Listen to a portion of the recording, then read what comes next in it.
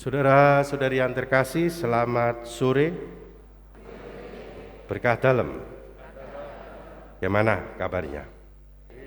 Baik, sehat ya. Tapi apakah menjadi lebih sehat kalau sudah mendengarkan Injil tadi? Atau malah menjadi, menjadi murid Tuhan? Kalau mendengar kata-kata Yesus tadi bagaimana? Ada yang berani mengatakan sudah melakukannya? Atau malah justru menyerah, mundur, ragu-ragu dan sebagainya? Menarik enggak Injil minggu ini? Menarik? Benerlah, jok-jok. Apakah kita mendengarkan tadi dengan penuh iman? Tahu persoalannya? Apa yang menjadi teologinya? Ingat saudara-saudari yang terkasih, kalau sudah Yesus ngomong tentang perjalanan berarti kemana itu? Kemana? Mater Dei? Ke Yerusalem. Kudu eling. Harus ingat, orang Katolik kalau Yesus sudah ngomong tentang perjalanannya berarti dia menuju ke Yerusalem. Dan itu adalah berarti perjalanan apa? Salib. Harus ingat. Nah, rupa-rupanya dalam perjalanan ke Yerusalem dia diikuti oleh banyak orang. Banyak banget. Oleh karena itulah Yesus mengambil kesempatan itu untuk memberikan suatu peringatan kepada mereka tentang makna perjalanannya itu. Mengikuti dia berarti siap sedia untuk mengasihi dia lebih dari segala sesuatu. Jadi rupa-rupanya mengikuti dia itu berarti siap sedia mengasihi dia lebih dari segala sesuatu. Bahkan lebih daripada orang-orang yang paling kita kasihi karena hubungan darah. Maka lihat, Injil menggunakan kata yang bagi telinga kita, pengalaman hidup kita, kedengarannya aneh dan pasti tidak dapat diterima begitu saja. Membenci. Jadi kalau tidak membenci orang tua, suami, istri, anak, saudara laki, perempuan, sayangnya tadi cicit enggak disebut ya. Iya, mertua enggak disebut, untung mertua itu ya. Tidak layak mengikuti aku. Bagaimana memahami ini? Orang tidak dapat membenci orang tuanya, pasti. Bahkan itu bertentangan dengan perintah Tuhan. Yang keberapa? 10 perintah. Hormatilah. Iya. Sekarang Tuhan mengatakan yang tidak membenci tidak layak bagiku. Secara alamiah kita juga sulit melakukannya itu. Benar? Lalu harus kita mengerti bagaimana. Apalagi untuk kaum muda ini. Membenci pacar. Waduh Romo cik lagek kenalan suruh benci. Bagaimana kita mengerti ini? Yesus memang menggunakan kata-kata ini untuk menyadarkan kita. Supaya kita ya harus kaget bahwa cinta kepadanya itu bisa menimbulkan bentrokan dengan orang-orang yang paling kita cintai. Nah, kalau begini bagi saya mulai memahami. Rupanya untuk mencintai Yesus itu bisa membuat kita bentrok dengan orang-orang yang dekat dengan orang-orang yang kita cintai. Sekarang Bapak Ibu coba tengok pengalaman yang paling paling kental ingatan itu jikalau kita mempunyai sejarah keluarga kita bukan berasal dari keluarga Katolik. Lalu salah satu dari anggota keluarga itu menjadi Katolik. Pasti ada kondisi bentrok dengan keluarga inti. Benar? Benar?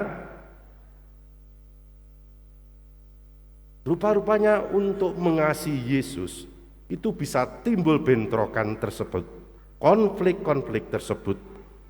Maka orang harus siap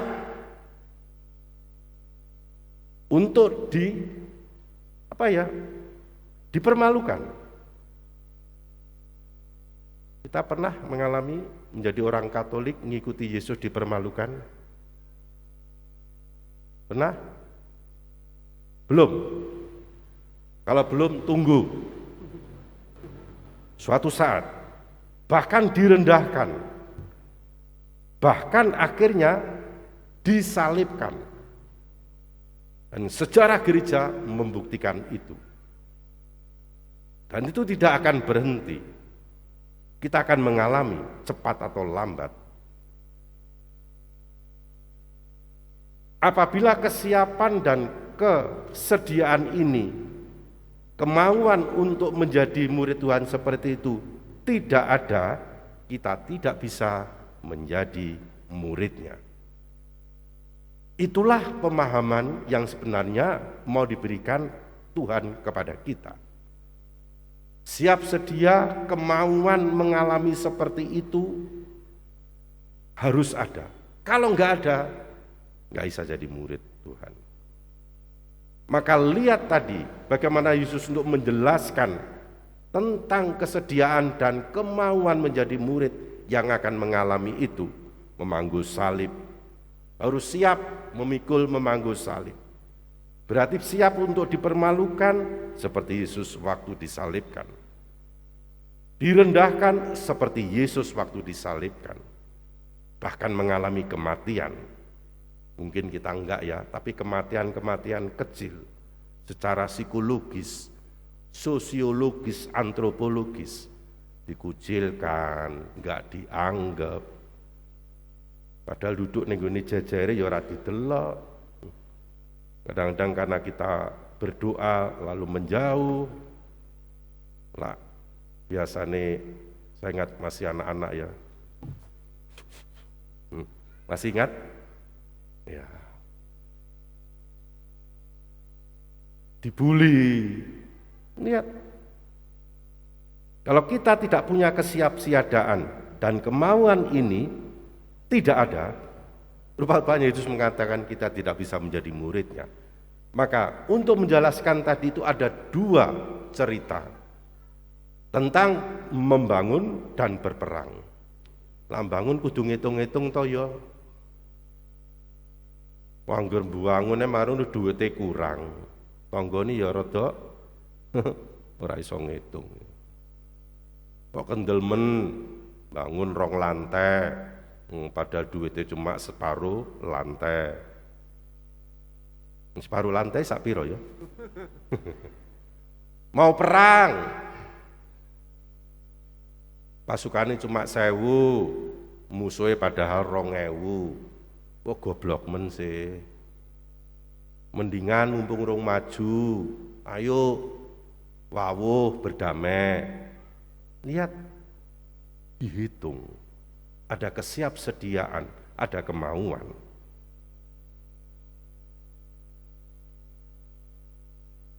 Ini yang harus kita mengerti teologi dari Injil hari ini. Sekarang, bagaimana tanggapan kita? Sudah ada yang siap sedia? Ngacung. Sudah ada yang punya kemauan menjadi seperti itu? Aduh, jauh-jauhlah kalau mau dipermalukan. Jangan sampailah kalau direndahkan. Apalagi disalibkan. menjadi murid Tuhan memang tidak mudah. Dan dengan rendah hati harus kita akui itu, bahwa mungkin kita besar sekali kemungkinannya bukan termasuk orang yang menjadi murid Tuhan seperti yang Dia kehendaki. Kita masih banyak ikatan satu sama lain. Kita masih mempunyai pengalaman-pengalaman kita diberi, dicintai, dan harus membalas itu. Mencintai Tuhan lebih daripada yang sudah saya alami, kita belum sampai pada titik itu. Lalu apa yang harus kita bangun? Mungkin kita malu, tapi Tuhan meminta kita tidak perlu harus malu atau rendah diri untuk mengakui hal itu. Mengapa? Memang Yesus menuntut tinggi-tinggi sekali. Setiap minggu, setiap Injil diwartakan, tuntutannya begitu sangat tinggi. Kata-katanya bisa begitu keras menuntut kekatolikan kita. Tetapi Dia juga adalah seorang guru yang penuh belas kasih. Ketika Petrus berulang kali menyangkal Dia, lari daripadanya, Dia tetap sebagai guru yang menegur bila perlu, berdoa bagi Petrus, memandang dia dengan penuh kasih, sampai 3 kali pertanyaan, apakah engkau mengasihi aku? Pandangannya penuh cinta setelah Petrus jatuh dalam dosa. Kita tidak pernah ditinggalkan seorang diri dalam tuntutan Tuhan seperti itu. Mungkin satu hal yang harus kita pahami, setelah kita mendengarkan sekali lagi hari ini tentang tuntutannya itu, apakah kita tetap mau mengikuti Dia atau malah mundur? Jawabannya terletak dalam diri kita. Sekiranya kita tidak dapat menjawab dengan jujur dan penuh kerendahan hati, saya sangat yakin Dia akan tetap mengulurkan tangannya kepada kita, membawa kita, menggandeng kita, bahkan ada saatnya menggendong kita, agar ketika kita diajak mari ikutilah aku, kita tetap bisa dikuatkan oleh Tuhan. Ingat, Yesus memanggil Petrus bukan karena dia sudah kuat, dan kita tahu Petrus lemah. Dia juga mengalami takut membuat pengakuan. Jadi Tuhan memanggil Petrus sama sekali karena bukan dia kuat, melainkan karena Tuhan mau menjadikan Petrus sebagai orang yang kuat. Maka saya pahami Dia memanggil kita sampai hari ini bukan karena kita kuat, tapi Dia memanggil kita supaya menjadikan kita menjadi kuat, bertahan ketika harus memanggul salib. Punya artikah ini bagi kita? Kita harus berdoa memohonnya. Berkat Tuhan menyertai kita.